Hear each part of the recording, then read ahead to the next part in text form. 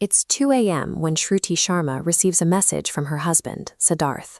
He tells her to come down to the car immediately. The problem is, Siddharth has been dead for weeks. When she reaches the SUV, the driveway is deserted. She checks her phone again, but the messages and call logs have vanished. Inside the vehicle, she finds Siddharth's phone and the handgun he used to take his own life. Siddharth's phone contains dozens of photos of a librarian he seemingly stalked, along with a suicide note. It mentions a dark room and claims that whatever is inside won't come after Shruti anymore. Her search for answers leads to a remote patch of jungle. There, she finds a burnt-out house that is an exact room-for-room replica of her own home. This wasn't a project born from madness. Every detail, the replicated rooms, the specific librarian, and the suicide, was part of a calculated occult procedure. Siddharth had spent his final months obsessively studying the Aghor Shastra, an ancient manual detailing the laws of the afterlife. He was attempting to use the book's mechanics to exploit a loophole in the transition between life and death. Rule 1 of the Aghor Shastra states that death is a persistent predator.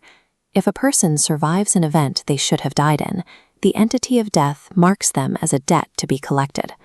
4 years ago, Shruti's heart stopped for 13 minutes. During that window, she saw herself standing at the threshold of a pitch-black room. By waking up, she essentially stole 13 minutes from the afterlife.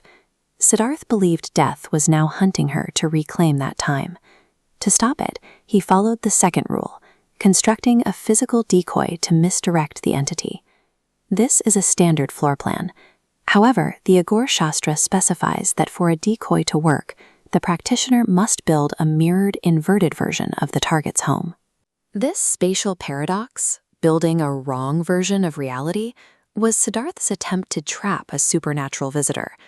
He engineered the jungle house as a mathematical cage, designed to disorient a predator that relies on the natural order of space and time. The third rule is the blood sacrifice. It requires a proxy who matches the target's age, height, and physical appearance to take the target's place in the grave. Siddharth first identified the librarian as a potential match. He lured her to the house, but when he attempted to strangle her, he found he couldn't go through with the murder. He eventually found a completely different lookalike. He killed her and buried the body beneath the floorboards of the inverted house to satisfy the debt of Shruti's life. Above the burial site, he hung a red wooden doll. In the Aghor Shastra, this serves as a ritual beacon, intended to draw the entity's attention to the proxy soul instead of Shruti's. Despite the inverted architecture and the sacrifice, the ritual failed. The entity wasn't fooled by a stranger with a similar face. It continued to manifest in Shruti's life. Siddharth realized that the proxy lacked a spiritual connection to the debt. A stranger's life wasn't enough to balance the 13 minutes Shruti had taken. He concluded that only a life directly intertwined with Shruti's could serve as a valid substitute. He killed himself to offer his own soul as a final redirection, hoping his presence in the dark room would block the entity. In the final confrontation, the entity manifests inside Shruti's car, using Siddharth's voice and memories to speak to her. Because Siddharth's sacrifice created a ritual barrier, the entity cannot kill her physically. Instead, it attempts to make Shruti kill herself. It argues that her survival is a mistake that caused the deaths of both the proxy and her husband. It claims that by ending her own life now, she can finally end a cycle of bloodshed. Shruti puts the gun to her head, ready to pull the trigger. But then she recognizes the voice isn't her husband's. It's a predator trying to reclaim the 13 minutes she won 4 years ago. She realizes that if she dies now, Siddharth's efforts to keep her alive become worthless.